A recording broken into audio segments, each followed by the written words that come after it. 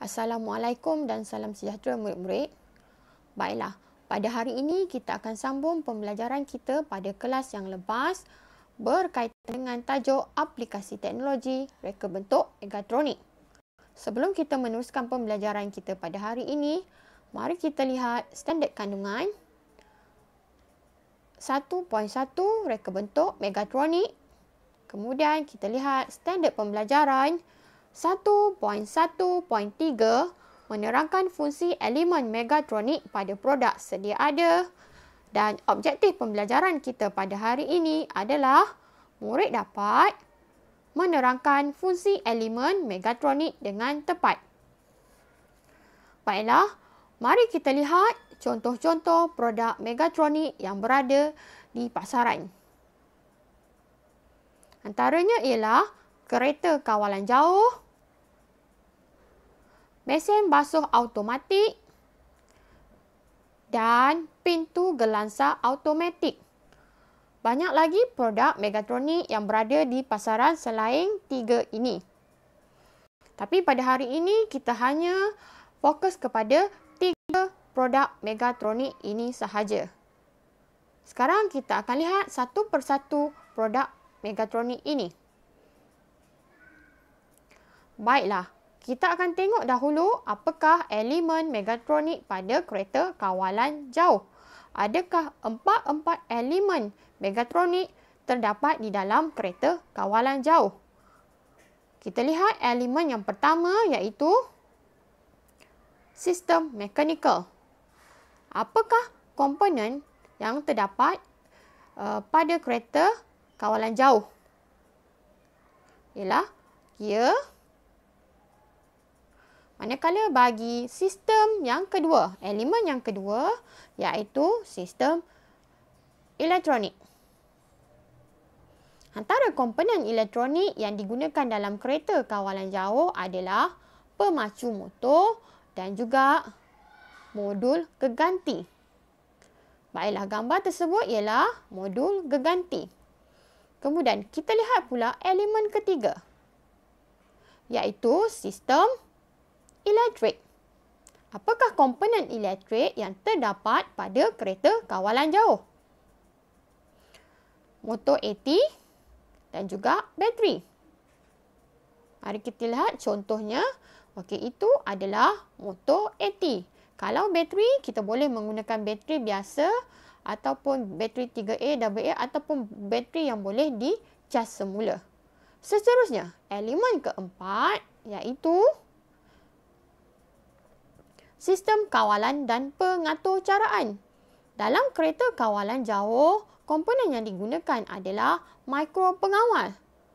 Maka, dengan ini, kereta kawalan jauh adalah produk Megatronic kerana ia mempunyai keempat-empat elemen Megatronic iaitu sistem mechanical, sistem elektronik, sistem elektrik dan sistem kawalan dan pengaturcaraan. Sekarang kita akan lihat lebih mendalam setiap elemen di dalam produk kereta kawalan jauh.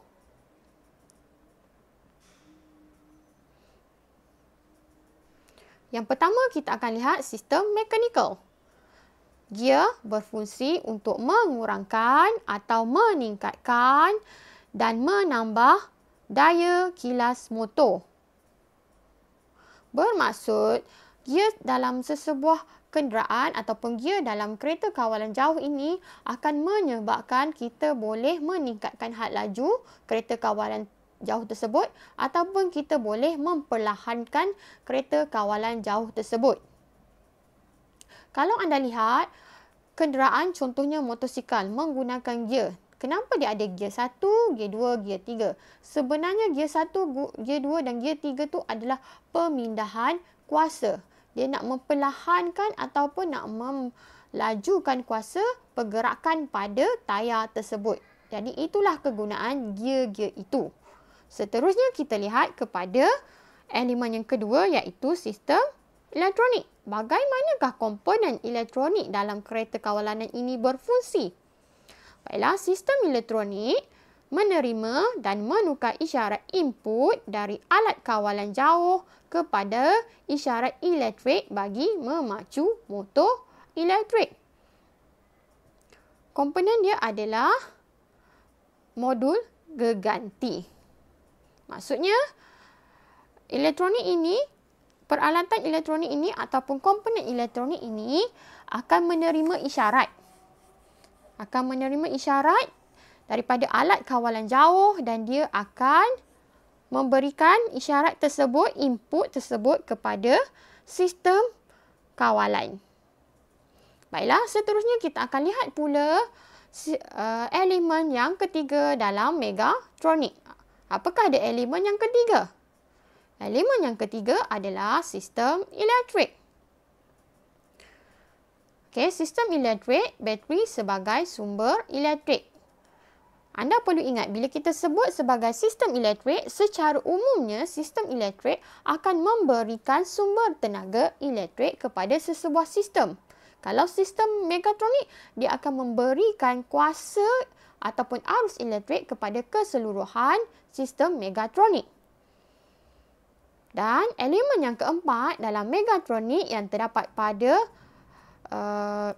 kereta kawalan jauh adalah kawalan dan pengatur caraan.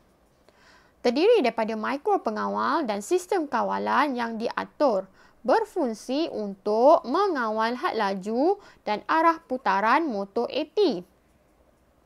Seperti yang cikgu sebut, dalam mikropengawal dia ada arahan-arahan yang telah kita susun, yang telah kita tetapkan. Jadi arahan ini akan menetapkan sama ada motor AT itu bergerak laju ataupun bergerak perlahan, kemudian dia akan menyebabkan arahan itu ke kiri atau ke kanan. Itu adalah elemen yang terakhir pada reka bentuk megatronik pada produk kereta kawalan jauh. Seterusnya kita akan lihat pula produk yang kedua dalam megatronik, iaitu pintu gelansa. Pintu gelansa biasanya berada di pasaraya. Bila anda masuk sesebuah pasaraya, anda akan lihat pintu tersebut akan terbuka secara automatik. Baiklah, sekarang kita akan lihat betulkah pintu gelansa ini mempunyai keempat elemen megatronik. Kita akan lihat satu persatu. Yang pertama adalah sistem mekanikal. Apakah komponen yang terdapat pada pintu gelansa ini adalah kita menggunakan takal, tali sawat, gear. Ini adalah contoh bahagian di dalam pintu gelansa. Yang kedua adalah sistem elektronik. Okey, sistem elektronik. Apakah komponen yang terdapat pada sistem elektronik? Kita ada litar pemacu motor dan juga penderia gerakan. Okey, bila kita masuk sesuatu ataupun kita melalui pintu gelansa ni, bagaimanakah pintu gelansa itu boleh terbuka secara automatik? Pintu tersebut boleh terbuka secara automatik kerana adanya penderia gerakan. Penderia gerakan ini akan mengesan sebarang gerakan. Bila dia menerima sebarang isyarat gerakan, dia akan menghantar gerakan tersebut kepada sistem yang lain, iaitu sistem kawalan dan pengatur caraan. Seterusnya kita tengok elemen yang ketiga, iaitu sistem elektrik. Okey. Antara komponen sistem elektrik yang terdapat pada pintu gelansa adalah motor AT dan juga pengubah ataupun transformer. Tapi macam biasa, sistem elektrik akan membekalkan kuasa kepada keseluruhan sistem. Dia akan memudahkan pergerakan sistem mekanikal, dia akan memudahkan atau menyebabkan sistem elektronik berfungsi dengan baik. Seterusnya, elemen yang keempat, mari kita lihat. Elemen yang keempat adalah sistem kawalan dan pengatur caraan. Apakah komponennya? Adalah sistem kawalan. Macam biasa, sistem kawalan kita ada mikropengawal. Yang mana, kalau anda lihat tadi, cikgu terangkan pada sistem elektronik kita ada penderia gerakan. penderia gerakan akan menerima isyarat dan isyarat tersebut akan dihantar kepada sistem kawalan. Sistem kawalan ini adanya mikropengawal di mana ia akan mentafsir isyarat tersebut dan membuat satu tindakan. Bagaimana tindakan tersebut dilakukan? Tindakan tersebut dilakukan apabila kita manusia melakukan arahan. Kita telah set up satu arahan di dalam sistem kawalan. Macam tajuk yang sebelum ini yang cikgu katakan kita ada bahasa pengatur caraan, contohnya C++. Berdasarkan ini, maka pintu gelangsa adalah produk Megatronic. Dia mempunyai keempat-empat elemen Megatronic, iaitu sistem mekanikal, sistem elektronik, sistem elektrik dan sistem kawalan dan pengatur caraan. Baiklah, seterusnya kita akan lihat dengan lebih mendalam lagi setiap satu elemen Megatronic yang terdapat pada pintu gelangsa. Kita akan lihat dahulu kepada elemen pertama iaitu sistem mekanikal. Sistem mekanikal, dia mempunyai tali sawat dan takal yang berfungsi untuk membuka dan menutup pintu. Manakala gear membantu memudahkan pergerakan pintu gelangsa. Jadi pintu gelangsa bila kita buka secara automatik, dia akan lebih lancar, dia tidak ada tersekat-sekat. Bermaksud dia akan smooth sahaja. Kemudian kita lihat pada elemen yang kedua iaitu sistem elektronik. Sistem elektronik, komponen elektronik disatukan dalam litar pemacu. Okey, komponen elektronik kita ada pelbagai komponen elektronik tetapi ia disatukan ataupun dikompreskan dalam satu litar pemacu sahaja. Kemudian penderia gerakan akan mengesan pergerakan dan memberi isyarat kepada sistem kawalan. Macam awal tadi cikgu terangkan bila penderia gerakan dapat menerima isyarat ataupun input ataupun dia boleh mengesan gerakan, dia akan menerima isyarat tersebut dan dia menghantar kepada sistem kawalan. Sistem kawalan yang akan mentafsirkan gerakan tersebut dan akan membuat tindakan yang selanjutnya. Itu adalah yang berlaku dalam sistem elektronik. Kemudian kita pergi pada elemen yang ketiga iaitu elemen apa? Elemen yang ketiga adalah sistem elektrik. Anda rasa apakah kegunaan ataupun fungsi sistem elektrik? Okey, sistem elektrik biasanya dia akan memberikan tenaga elektrik kepada keseluruhan sistem. Dalam pintu gelangsa, antara komponen yang digunakan adalah motor AT dan juga transformer ataupun pengubah.